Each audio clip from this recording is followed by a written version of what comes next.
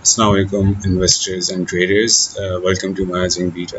आज हम लोग अवेंसियन को थोड़ा डिस्कस करेंगे। हिस्टोरिकली देखेंगे कि क्या किस तरह रिएक्ट कर रहा है टेक्निकल्स के बेसिस के ऊपर, वेव थ्योरी के बेसिस के ऊपर, और अनकरीब फ्यूचर के अंदर क्या प्रोबेबिलिटी है, किस डायरेक्शन में जा सकता है। काइंडली नोट किया कि ये खाली मेरा पॉइंट ऑफ व्यू है, हम लोग का पॉइंट ऑफ व्यू है, और ये कोई बाय और सेल कॉल नहीं है। हर एक का पैसा उसकी अपनी रिस्पॉन्सिबिलिटी होती है, और उसको हमेशा कोई भी थ्योरी या कोई भी आइडिया प्रेजेंट किया जाए उसको टेस्ट करना चाहिए, वेरीफाई करना चाहिए, ख़ुद देखना चाहिए बिफोर इन्वेस्टिंग या putting in their own money. खैर, अब अवेंसियन की बात करते हैं। तो अवेंसियन के अंदर देखा जाए हिस्टोरिकली, अगर 2015 से एवेल्यूएट करें तो करेक्टिव स्ट्रक्चर्स बना रहा है अवेंसियन। इसने अभी तक कोई मोटिव स्ट्रक्चर 2015 से अभी तक बनाया नहीं है, और हमारी एवेल्यूएशन के मुताबिक अभी जो इम्पल्स स्टार्ट हुआ है वो भी करेक्टिव स्ट्रक्चर के फॉर्म के अंदर ही स्टार्ट हुआ है। और अगर हम लोग थोड़े लंबे बड़े टाइम फ्रेम पे देखें, ये 2015 के अंदर ABC वेव, 3 वेव का करेक्टिव स्ट्रक्चर, 5 वेव का करेक्टिव स्ट्रक्चर, फिर 3 वेव का करेक्टिव स्ट्रक्चर। आपको आइडिया पता चल रहा है। करेक्टिव स्ट्रक्चर का मतलब ये नहीं है कि खाली नीचे जाएगा। Corrective structure Elliott wave theory के अंदर ये सिग्निफाई नहीं करता बिल्कुल भी कि नीचे की तरफ जाए। करेक्शन का मतलब नीचे की तरफ जाना होता है, या अपने आप को करेक्ट करना होता है। नीचे की तरफ जाना नहीं, मतलब अपने आप को करेक्ट करना होता है। Basically direction of the trend अगर अपवर्ड्स है तो करेक्शन डाउनवर्ड्स होगी, रिट्रेसमेंट डाउनवर्ड्स होगी। मगर करेक्टिव स्ट्रक्चर वेव थ्योरी के अंदर ज़रूरी नहीं है कि डाउनवर्ड हो, क्योंकि आप अगर समझें कि ये 5 वेव मोटिव नीचे की तरफ आ रही थी तो इसकी करेक्शन अपवर्ड्स होगी। खैर, रिगार्डलेस, वेव थियरी के मुताबिक जो अभी हम लोग के ख्याल से जिस तरह एक्ट कर रहे हैं स्ट्रक्चर, वो ये है कि करेक्टिव स्ट्रक्चर बनाया ABC, वापस से ABC, और अब हम लोग देखें ये नई मोटिव स्टार्ट हुई है। मोटिव नहीं, सॉरी, करेक्टिव स्ट्रक्चर एक और हमारे ख्याल से स्टार्ट हुआ है। अगर वीकली टाइम फ्रेम पे देखें तो ये भी उसका पहली वेव चल रही है। पहली वेव के अंदर तीसरी वेव कंप्लीट होगी ऑलमोस्ट, चौथी वेव चलने वाली है। ये करेक्टिव स्ट्रक्चर हम लोग के ख्याल से WXYXZ के फॉर्म में होगा, क्योंकि अगर मैकडी से आप इंडिकेशंस देखें कोई डाइवर्जेंस नज़र नहीं आ रही। अगर ABC स्ट्रक्चर के फॉर्म में होता तो डाइवर्जेंस होती। इसी तरह आप और यहाँ पे आके ख़त्म हो चुका होता, एक करेक्शन आती, फिर वापस से स्टार्ट होता, या तो मोटिव होता या एक करेक्शन, एक और करेक्टिव स्ट्रक्चर होता। मोटिव स्ट्रक्चर जनरली ज़्यादा लंबा होता है और क्लियरली आइडेंटिफाइबल उसकी वेव्स होती हैं। करेक्टिव स्ट्रक्चर्स की वेव्स जो होती हैं क्लियरली आइडेंटिफाइबल नहीं होती, क्योंकि काफ़ी कॉम्प्लिकेटेड तरीके से करेक्टिव स्ट्रक्चर्स एक्ट करते हैं एक दूसरे के साथ। हम लोग अगर इसको कंपेयर करें हिस्टोरिकली, तो वीकली टाइम फ्रेम पे अगर वापस जाते हैं हम लोग, इस स्ट्रक्चर जो अभी फॉर्म होना स्टार्ट हुआ है, ये वाला, इसका कंपैरिजन अगर हम लोग करें पहले 2018 से 2019 ऑलमोस्ट ईयर एंड 2018 के पूरे साल के अंदर इसने एग्जैक्टली सिमिलर स्ट्रक्चर दिखाया था। अगर हम लोग नोट करें स्ट्रक्चर की ड्यूरेशन, और तकरीबन 70% इसका वो था, क्या नाम उसका, अपवर्ड्स मूवमेंट, और इसके 366 डेज 336 डेज से ऑलमोस्ट 1 साल के लिए किया। इसी तरह के अगर हम लोग एग्जैक्टली सिमिलर नेचर का पैटर्न नज़र आ रहा है अभी, एक और करेक्टिव स्ट्रक्चर, ऊपर से एक और करेक्टिव स्ट्रक्चर भी है। ज़रूरी नहीं है कि सेम पैटर्न बनाए और सिमिलर पैटर्न बनाए, मगर सिमिलैरिटीज़ नज़र आ रही हैं। अगर सिमिलैरिटी के लिहाज से देखें तो, और अगर ये अपने आप को रिपीट करता है 2018 की तरह 2020 के अंदर, तो एक्सपेक्टेड 96 लेवल के ऊपर जाके ये कैरेक्टर स्ट्रक्चर पूरा का पूरा ख़त्म होगा। मगर बात ये है कि ये वाला अभी जो स्टार्ट हुआ कैरेक्टर स्ट्रक्चर, अभी का स्ट्रक्चर थोड़ा सा ज़्यादा स्ट्रॉन्गर इन नेचर है, क्योंकि आप इंक्लाइन से और इंटेंसिटी से देख सकते हैं। इसकी पहली वेव जो ख़त्म हुई थी उसके अंदर ही तकरीबन जन से सितंबर तक ख़त्म हुई थी। हम लोग अभी जो पहली वेव के अंदर मई से सितंबर, 1-2 और महीने के अंदर ये वाली वेव कंप्लीशन, जो पहली वेव है, वेव कंप्लीशन की एक्सपेक्टेशन रख सकते हैं हम लोग। जिससे पहले एक करेक्शन आएगी, थोड़ी हैवी होगी एज़ कंपेरेटिवली जो इंटरनल करेक्शंस होती हैं वेव की, और फिर वापस से एक और वेव सी स्टार्ट करेगा। अभी हम लोग मोस्ट लाइकली वेव ए के अंदर हैं, मगर हम लोग कुछ कह नहीं सकते, क्योंकि अभी तो कुछ और दिन स्ट्रक्चर्स को क्रिएट होना है, कुछ और वेव्स को क्रिएट होना है। इससे पहले हम लोग अंदाज़ा लगा सकें कि अभी पहली वेव कंप्लीट हुई नहीं है, और वो किस तरह कंप्लीट होती है, या तो इधर एंड हो गई है तो वो नज़र नहीं आ रहा अभी। तो बेसिकली WXYXZ माइनर करेक्शन अभी के प्रोसेस के अंदर है। WXYX वाले हम लोग मोड के अंदर हैं। X मोड के अंदर फ़िलहाल X वेव के अंदर हम लोग आ चुके हैं। हिस्टोरिकली इंटरनल करेक्शंस जितनी भी हुई हैं,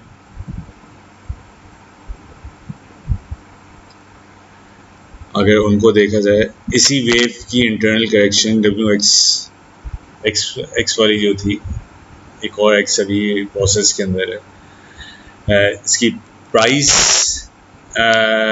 अचीव कर ली है उसने, मगर टाइम फ्रेम अचीव नहीं किया है, और कुछ दिन और इसको लास्ट करना है, तो शायद साइड वेव मूवमेंट करें। दूसरी प्रोबेबिलिटी जो अभी हो सकती है, अभी साइड वेज मूवमेंट के अलावा, ये हो सकती है कि थोड़ा सा और नीचे जाएगा, क्योंकि करेक्शन ज़रूरी नहीं है कि सिमिलैरिटी ऑफ पैटर्न के अंदर होनी चाहिए, क्योंकि करेक्टिव स्ट्रक्चर है तो कुछ कह नहीं सकते, तो थोड़ा सा और नीचे जाना चाहिए। अगर हम लोग पुरानी करेक्शंस, इंटरनल वेव की करेक्शंस को कंपेयर कर लें इसके अंदर, तो वो भी एग्जैक्टली सिमिलर सिनारियो बता रही है। ये एक थी और ये एक है।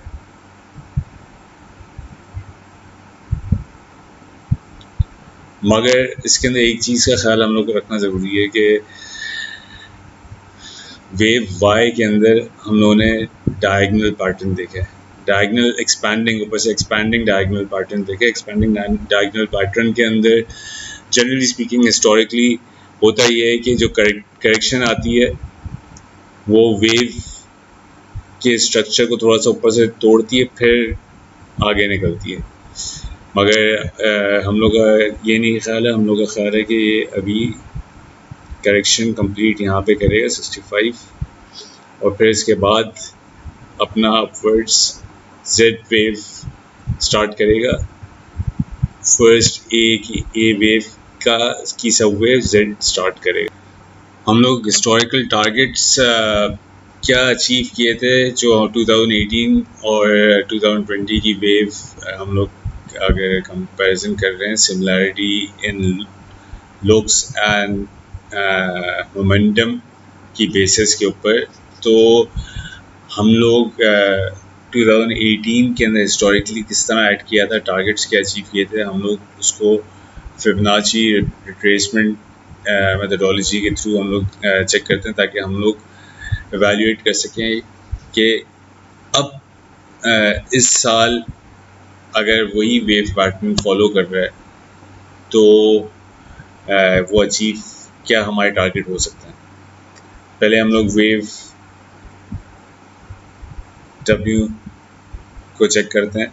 वेव W को अगर देखा जाए तो X वेव ने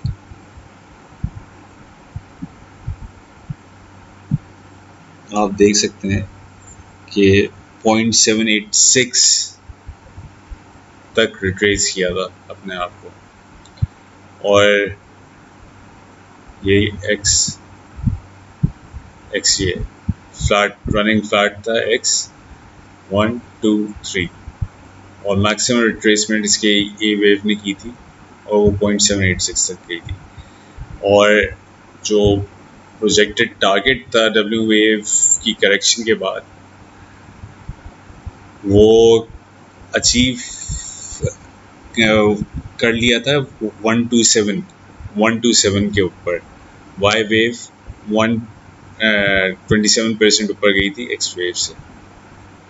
फिर जब ट्रेंड लाइन तोड़ी और हम लोग को इवैल्यूएट करना था कि कितना रिट्रेस करेगी X, जब Y वेव कंप्लीट हो गई थी तो हम लोग फिबोनाची इसके ऊपर लगा के देख लेते हैं, और उसने 0.786 का लेवल तक रिट्रेस किया था maximum.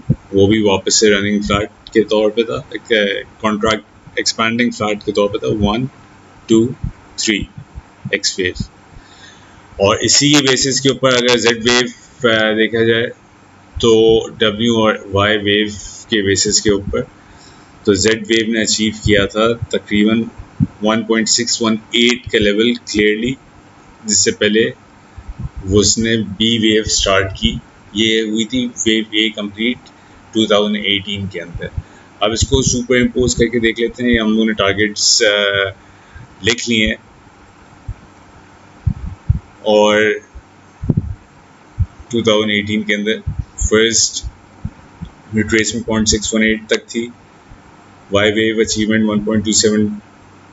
27%, 1.618 target Z wave achieve, और 0.786 X2 वेव। उसी तरह B और C वेव्स हमें, अब इन टारगेट्स को कंपैरिजन करते हैं हम लोग। इस साल जो ट्रांसपायर किया गया है, इस साल थोड़ी सी डिफ्रेंसिएशन ये कि इस साल जो लेवल ऑफ मोमेंटम है वो कंपैरेटिवली बहुत ज़्यादा है, थोड़ा सा ज़्यादा है 2018 से कंपेयर करते हुए। अब पहली वेव X कह रहा हूँ, W X Y X इधर तक आनी है और Z ऊपर जानी है। इनकी रिट्रेसमेंट लेवल और profit target calculations, potential target calculations करके देख लेते हैं।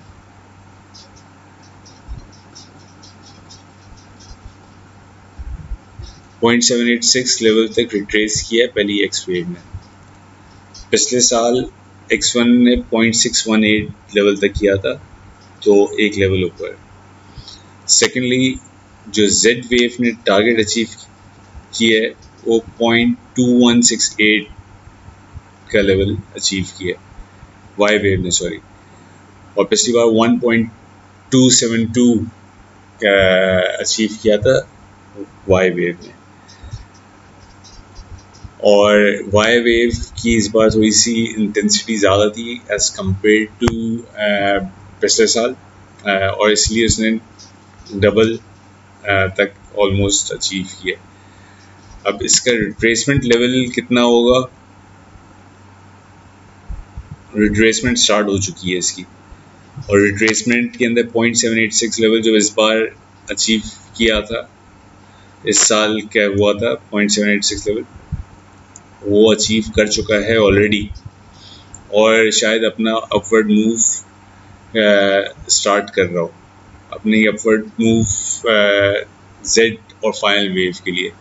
मगर अगर नहीं किया इसने, क्योंकि अभी 1 2 3 ये 786 तक आएगा, ये 55 तक तो मुश्किल है, मगर इधर आके थोड़ा सा टाइम के लिए शायद 66 के लेवल के ऊपर थोड़े से टाइम के लिए आके साइडवेज मूवमेंट करे या थोड़ा सा नीचे आए, इससे पहले अपनी अपवर्ड मूव स्टार्ट करे। स्ट्रक्चर से ब्रेक आउट कर लिया था ऑलमोस्ट इसने, मगर वापस से स्ट्रक्चर के अंदर आ चुका है।